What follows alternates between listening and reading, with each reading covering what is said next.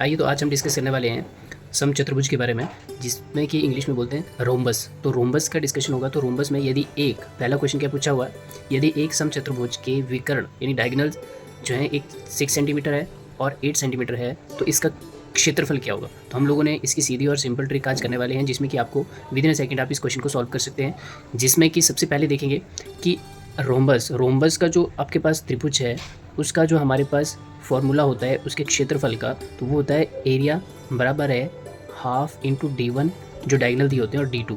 ठीक है, तो एरिया हमारे पास हाफ है और D1 कितना हमारे पास 6 सेंटीमीटर दे के रखा हुआ और मल्टीप्लाई बाय 8 सेंटीमीटर दे के रखा हुआ। तो यहाँ पे आ जाएगा 8, तो कितना आ जाएगा यहाँ पे हाफ इंटू 8 छक्के 48, तो ये कट जाएगा 24 से, तो कितना आ जाएगा 24 आंसर।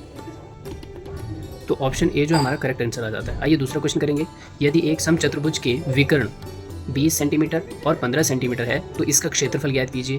बोलता है 300 centimetre square, 200 centimetre square, 100 centimetre या 150 सेंटीमीटर स्क्वायर। तो वैसे ही हम लोगों ने इसकी भी सीधी और सिंपल ट्रिक करनी है। किसी का भी जो एरिया है वो रहता है हमारा हाफ D1 इंटू D2।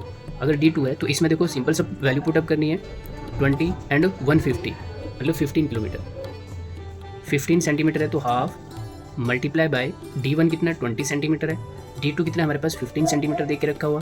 तो अब क्या करेंगे, इसको कट कर दो पहले, तो सिंपल सी बात है 10 आ जाएगा।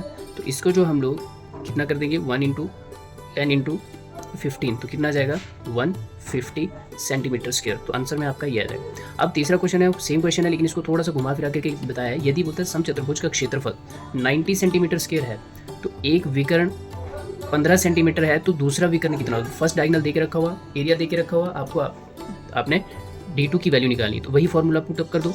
एरिया, ठीक है, एरिया है बराबर है कितना हमारे पास हाफ D1 एंड D2। तो एरिया कितना हमारे पास 90 सेंटीमीटर है, उसके बाद बराबर लगा देना है हाफ, और D1 कितना दे के रखा हुआ इसने, एक विकर्ण 15 सेंटीमीटर है, तो 15 सेंटीमीटर है और D2 आ गया।